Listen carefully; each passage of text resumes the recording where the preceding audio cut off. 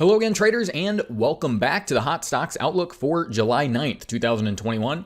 Hope you're all having a great week out there in the financial markets, and always a lot to take a look at here in our Hot Stocks Outlook. So we're going to go ahead. We'll start out with shares of Adobe. We also have Tyson Foods and a bunch of energy stocks. And what I really encourage traders to do, and I know I've mentioned this over the past several weeks, but it would really be helpful to go back and actually watch the videos from about this point forward, from about May 15th through the 20th is when the S&P's bottomed out. We got a lot of markets moving higher, and that's what we've highlighted is that pivot and getting involved in that trend reversal earlier. So what we have is a really great example here in Adobe, and it acts as a good example of what's happened broadly across the marketplace. So what we have here is daily bars and candles, right? So each one of those candles represents a full and complete trading day, and right up against all of that daily price action, you'll see that there's a black line and also a blue line there.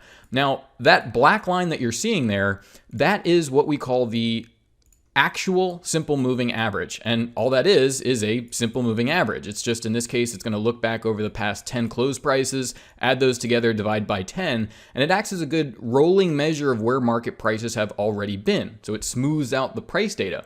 But obviously, traders need to understand, well, where are prices going moving forward? I need to be ahead of this move of, I know where they've been, but where are things likely to move going forward? And so what we're able to do is compare the value of that black moving average, or we can think of that as a lagging moving average, to this blue value. And so for this value, and this is our Vantagepoint proprietary predicted moving average, but for that number to get calculated, so that actual prediction of future average prices, Vantagepoint is utilizing its technology of artificial neural networks, so a type of artificial intelligence, to look for relationships between markets. And this is very significant because we understand, really great example here is what happened to the S&P 500 in about mid-May. It bottomed out on a sell-off, and then the stocks all started reverse. That's had implications for a lot of stocks and has really helped you be a good stock picker in finding areas where the markets, as far as the stock's going to benefit the most as the S&P moves higher and some of those other markets bottom out. We've seen have done really well over the past couple months. But this is the key, is understanding that things like the S&P 500, things like the dollar index or interest rates, but also more subtle relationships like ETF groups, individual stocks, these can have very important relationships to the target markets that you're trading and risking your money in.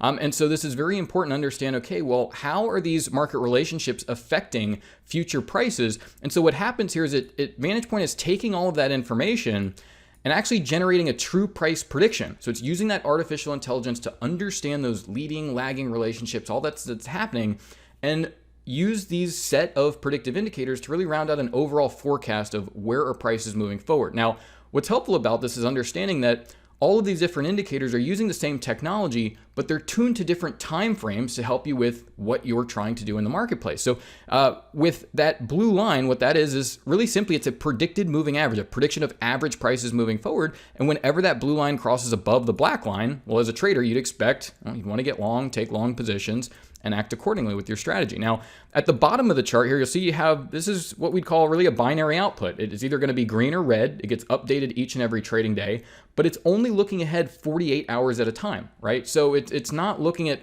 average prices over a longer period of time. It's just strictly 48 hours. Does it get that right? Yes or no? And it gets it right with upwards of 80-85% accuracy in many cases. And that's a very good tool to help you manage positions. So if you know, hey, in Adobe, I want to be long, but I can use this tool to understand, hey, here comes some temporary weakness over these subsequent 48-hour periods. But as long as that blue line remains above the black line and that directional bias is still bullish, you'd still want to be a buyer and understand that, look, this is just temporary weakness over a 48-hour period, but the strength very much in line with the overall forecast. Average price is moving higher, neural index very bullish over the majority of the time here. And also we have intraday levels. So those neural networks are also utilizing those intermarket relationships to figure out where is the market likely to trade as far as a intraday high or low. So you can see how all of these time frames are covered with these really helpful tools as far as intraday prices, high or low. You've got a 48-hour indicator, short-term strength or weakness. You've got a very good measure of the average prices moving forward, so the overall trend direction of the market.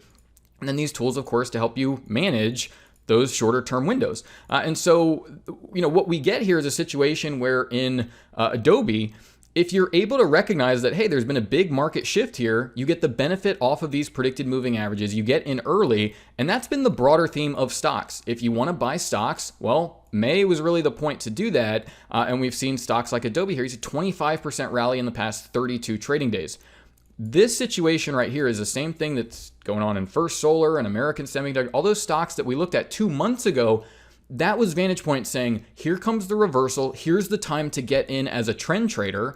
But here's the beauty of this, is it's not just about this 24% move, right? It's understanding that, well, now I have the benefit of these short-term predictive levels like predicted highs and lows, the neural index, and I can manage this position over this 2 months because I know I want to be long here. I know I want to add to the position if possible, if the trend's continuing. But when you start the position back here and you're, if anything, just adding to positions at these predicted lows, but you're doing that with profit. So you can start the position back here, get involved in the overall trend, but then use your profits to add to the position. And that's where you can really accelerate the, potential profits from an opportunity. But you're doing that with profits you've accumulated over the course of the trade because you recognize what happened back here. And so this is really important. I'm spending so much time on this because this is really how Vantagepoint is extremely helpful to give you a broader view of where's the strength in the market, where's the weakness, where should I be focusing capital, and then on the short term, how should I do intraday trade management? Where should I add to a position? Where should I potentially take profit? So we already talked about how it's not all upside from the mid-May point. We have this situation in Tyson Foods, and this is our long-term predicted moving average here, and this is obviously on our radar over the past couple months of if you want to get short, here's an area where you can do that. And you see that when you then come in and say, okay, well, I'm going to use Vantagepoint's, predicted highs and lows. I know I want to be short here anyway. Well, what is that going to have you doing? Well, it's going to have you shorting at levels like this, potentially in here. Expect some strength coming into the market over these periods of time, but the overall trend is still very much to the downside. And so, I make these videos. This is now Thursday morning. We're seeing a lot of volatility in the marketplace. But these are the types of things that you want to already have on your radar and already really have positions on that, yeah, you may have some long positions from mid-May that have done really well. You can trail your stops in those, but there's been these areas where you can hedge that portfolio. And what's happened here, in my opinion, and we saw this especially during these, Fed announcements, is this is when the dollar starts surging. And again, this is these intermarket relationships and saying, okay, you need to be aware when you're trading Tyson Foods that the dollar has some serious effects on this market, and the forecasts are doing their jobs as far as saying, look, weakness. There's clearly, this has been for 2 months now, even through all this strength in the market, a place where you only want to short, take profits on your shorts, if anything. Now, here's the other issue.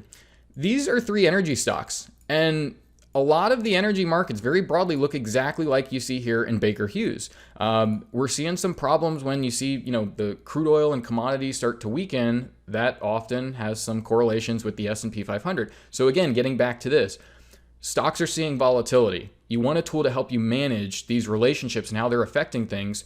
Well, if crude oil is coming down, that's going to weigh on stocks broadly and especially weigh on energy stocks. But crude oil just got weak recently. But we've seen weakness all across the board in these stocks and giving you an early warning sign, not just of where you potentially want to short and that oil's potentially got some problems, but understanding that stocks can be weak in an environment like that. Dollar strong, crude oil weak. I mean, this is typical, you can see stocks move lower here. But here's Baker Hughes, and these are all going to look the same. And it's the same thing that I'm talking about when we talk about the shift in mid-May. If you want to get long, great. But that needed to happen in mid-May. If you want to get short some of these energies or Tyson Foods, well, you've seen when the timing on that is appropriate. But here you got Baker Hughes, really strong crossover to the downside. And this is now, this is almost a month. This is going back to mid-June as far as seeing some pretty aggressive weakness throughout the energy space. So you know very clearly that, look, it's no longer the time to be getting long energy stocks. If anything, you'd be shorting them. If you're trading crude oil, the commodity, you know that, hey, you really want to look for where you can tighten up stops, get defense. Don't be adding to your position. There's warning signs very clearly that there's some dangers here. Here's Drillquip, same situation. And this is why you see all these correlations playing out, but getting you those early warning signs so that as crude oil starts to trade lower and we see volatility, these things can tremendously benefit off volatility accelerating to the downside here. But you got to just take the trade management for what it is. If this blue line crosses to the upside and says, hey, now the market's moving higher, well then you got to go ahead and get long or cover your shorts. But clearly it's given you some pretty good levels here. You see here you get a gap up where you're just coming to the previous predicted low. and or predicted high, and market's very aggressively moving lower here. And so in my mind, I'm just, walking through the past couple months, is these are the broader themes in the market. We had this situation in mid-May. We went over those stocks, how they've moved higher, buy at predicted lows, whatever your strategy is, your time frame, use the tools to help you manage in those areas and find those areas where you can either hedge the portfolio or have them on a list of areas where you can short, and take a short position and make money that way. And so, the software's just been doing a tremendous job here at really getting you ahead of the big moves in the market. And so what you want to do, and what I really, try to explain to people here, is what you want is to understand that when the S&P 500 pivots from that point in May, you want to be able to find where are the best stocks that are going to have the strongest percentage move. And this is where these tools come in to let you know where should you focus that attention, where's there a lot of separation between that prediction and the actual moving average, and where can you exploit that strength and add some things into the overall portfolio that are going to help you. So once again, this has been our Hot Stocks Outlook for July 9th, 2021. Thank you all for watching. Best of luck to the traders out there in the markets, and thanks again, and bye for now.